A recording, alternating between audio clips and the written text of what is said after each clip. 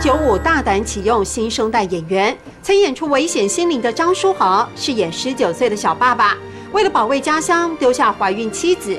一脸稚气的他，用自己的方式看台湾历史。课本上也没学过，一句话而已，只知道割让台湾就这样。课本应该要写台湾的。因为参与演出，真实年龄也只有19岁的张书豪，比同龄孩子多了些思考面向。如果我是他，在那年代，我觉得我也会就是参加战争。怀着年轻人对战争打斗的幻想，开设1895，张书豪远离了线上电玩，却过足了戏瘾。我们就自称敢自营，敢人所不敢，为人所不为。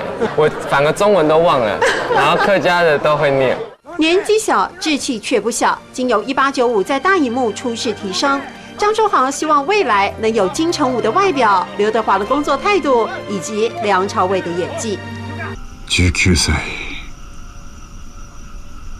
まだ若い。ボケ。你今年几岁？客家话怎么说？今年几多岁？今年几多岁？他才19岁，还大有可为。今年几多岁？今年几多岁？